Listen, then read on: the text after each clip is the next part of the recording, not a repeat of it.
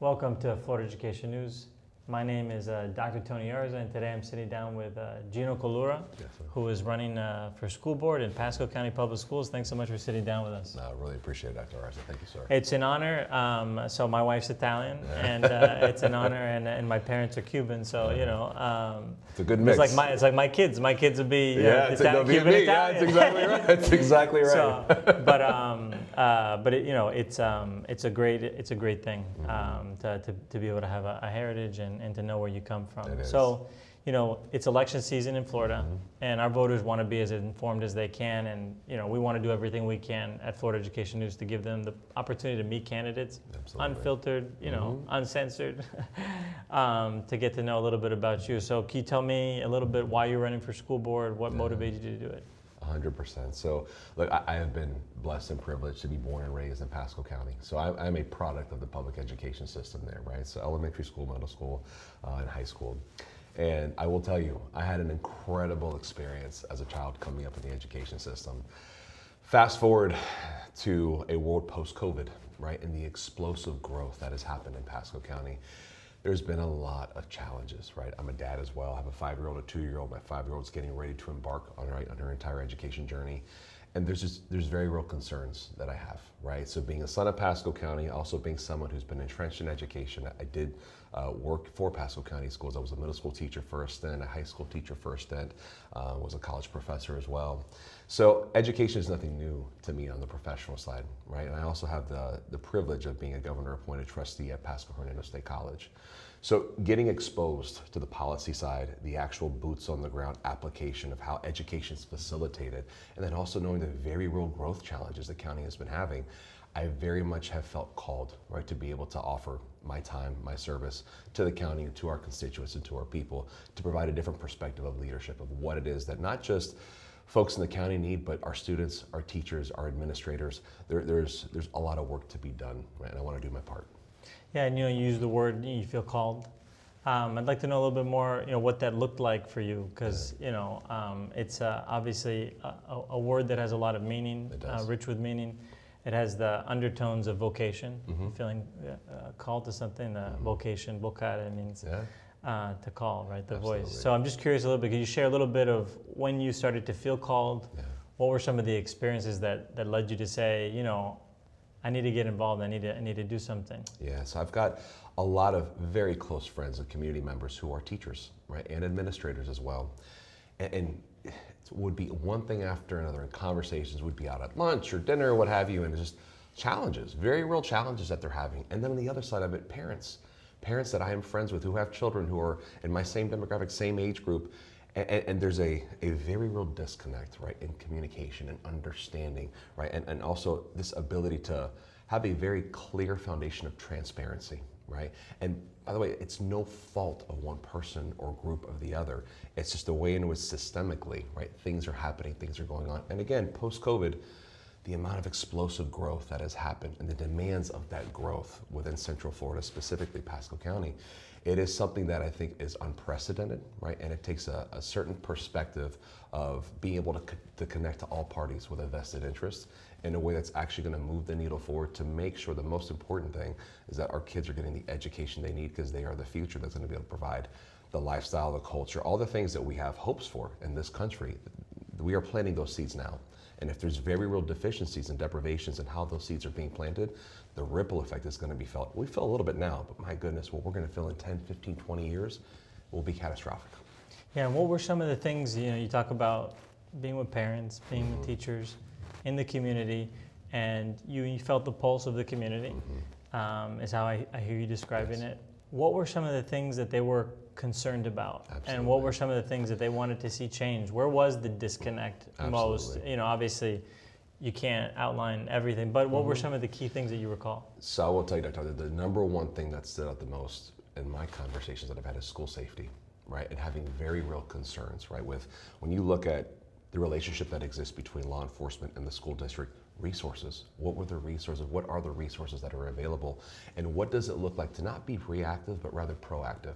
How do we foster a proactive behavioral intelligence type of an approach that allows us to get ahead of issues before they happen? But Again, resources. There's only so many professionals that you can bring to the table that can be afforded, right? But there's other ways, there's other things that can be explored organically, things that are embedded socioculturally, right, to be able to tap into and say, hey, there may be a potential challenge here with this student or this group of students. Let's get ahead of this instead of getting to a point to where it's going to be an issue. I think another thing that's a really big deal is teacher retention, right? Making sure that we are promoting avenues to have folks that have the heart to be educators. Because look, it's a calling. And I'm sure you can remember when you were in school, there was 4 or 5 teachers, right, that really stood out, right? Because they oozed that passion to want to pour into children because they understood how valuable it was to have a small part in carving the clay, right? That is that sculpture, that is you, that is your mind and your heart. And I think we've kind of run into an area in the past where, look, yes, teachers have a very demanding job, right? But at the same time, when you look at the time commitment of folks of us who are in the business world that are working 90, 100-hour weeks, traveling all the time, people often don't equate the value the same way, and nothing could be further from the truth. It is one of the most important jobs that exists, right? So I'm a huge advocate, right, for having competitive pay for teachers. Things that make sense that will retain talent to allow them to flourish in that environment and grow within their career. I think another thing that's really important as well is having a very clear understanding that, look, school choice matters, right? And in the world of people, especially post-COVID, right? A lot of folks have gone to homeschool, then we have charter schools, and there's public. Look, at the end of the day, I'm a huge proponent of whatever you believe in and works for your family. I support that 1,000%, right? I mean, that's the beauty of being an American. We have choices, right? We pay, right, taxes for those choices, right? So to be controlled and be told, I do. I have a bit of a problem with that, right? And so being a voice of reason, especially for those parents that maybe want to do something that's a bit unorthodox, that's a huge point for me as well. Yeah, and you bring up school choice, and in Florida, one of the number one issues in education right now is school choice. It's universal school choice in Florida. Parents now have the ability to vote with their feet and decide which schools they want to go to, whether it's homeschool, private school, a public charter school, or traditional public school. They have options. Yes. And some board members have been pretty vocal against that. And they give a lot of reasons for why, but I'm just curious as to, what is your stance? You shared a little bit of it, but, with that choice, what are some of the ways that you think that Pasco County Public Schools should embrace that choice, or how you would add an additional level to that? So I think undoubtedly, look, there has to be a standard, right? You cannot have kind of a free-for-all and just assume that other methods, other avenues that are alternative in nature, right, to public school and public education, that they're going to be as efficacious, right? At the end of the day, there has to be something, a checks and balances, if you will, right? So I have no problem with that, right? Where the challenge comes into play is when there are mandates and people being told this is how you have to do it, and by the way, this is the only way that you can do it. No, right? There's a lot of ways to cut a pie. There's a lot of ways to tackle education within a household or within a community. So I think giving folks that right that they pay for and invest in as American, as taxpayers, that's something that is undeniable, it is unquestionable, right? So, whenever I deal with folks who are school board members, right, throughout the state of Florida, who have pushback when it comes to these specific challenges, it truly is fascinating to me because to understand their logic, right? If there is a way that is equally as effective, right, and perhaps it's a little different, right, but if you're still getting to the same goal, why wouldn't we support it? Why wouldn't we back that, right? If it makes sense for that family or that community, stand behind it 110%.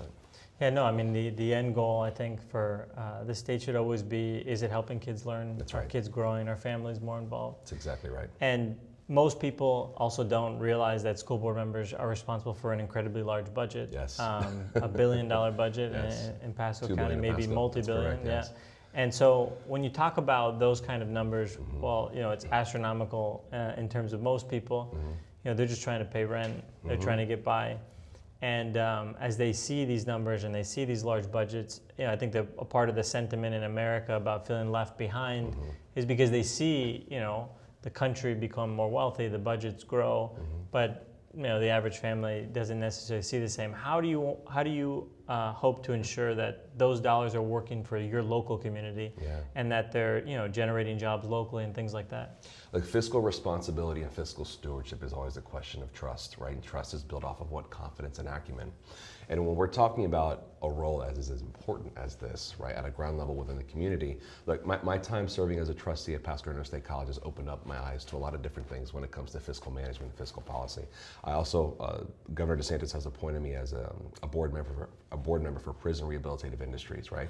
A rather large organization that helps with development and education for inmates that are looking for a second chance when they get out, right? To have gainful employment, right, once they get out. So I say all that to say, when you understand the importance of service, when you understand the importance of, look, at the end of the day, when you're in a public office, when you have been entrusted, right, with the public and them say, hey, look, all of us cannot do this, right, but we're entrusting you to do it. And also understand that their dollars go a very, very long way because those are their hard-earned dollars. If that is cared for and taken care of as if it were my own, right, that is how I depict if it's being done appropriately or not. Now, when it comes to stewardship at a community level, well, what are the outcomes? What's our retention look like? How well are our students doing? How many F schools, D schools do we have in the county? How do we close that gap? How do we pour and utilize those fiscal resources, not to promote the most aesthetically pleasing campus, right, but rather the outcomes, right? What is actually happening with students day in and day out in that classroom and the resources that are needed? That to me is the ultimate litmus test, right? Everything else, I'm not saying it's not important, right? But at the end of the day, we are in the business of education. We are in the business of public service, right? And we're serving future minds and hearts that will promote leadership in the future. And so, as you think about your community, the needs of your community, what would you want the voters and citizens in your community to know about you and why you're running? 100%. I mean, look, for me, it's a question of transparency, right? I am a huge, huge proponent for transparency. Well, what do I mean by that? Look, parents, you're talking about the most precious thing any community has, right? Our children, right? So parents who have children going through the public education system, they deserve to know, right? They deserve to have a voice, but they also deserve to understand the totality of the picture. And I think that's where there's a really big gap. A lot of folks think they know, but they don't have the full picture. They don't have all the information to understand the decision-making process and the complexity. I mean, look, whether it's private or public, a $2 billion budget is a big deal, right? That is not easy to manage and sustain and make sure resources are being utilized the way that they need to ensure a balanced budget.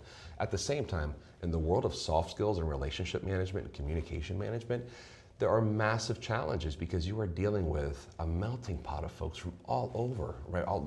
Pasco County in particular, all over the country, right? Post-COVID, how many folks have moved, right, from the Northeast or from out West, come into Central Florida? And so being able to understand that, look, we want to hear your voice. You need to have exposure to all things that are affecting and influencing your child's education, but at the same time, the ask is, let's provide avenues for you to get additional elements of education for yourself, right? To be able to understand why the decisions are being made the way in which they are. To also know and have the commitment and buy-in that at the end of the day, this is what's in the best interest of your child and children within the county. Well, look, thanks so much for sitting down with us. Yeah. Good luck to you in your campaign. Thank you. Appreciate it, sir. All right, thank you. All right, bye.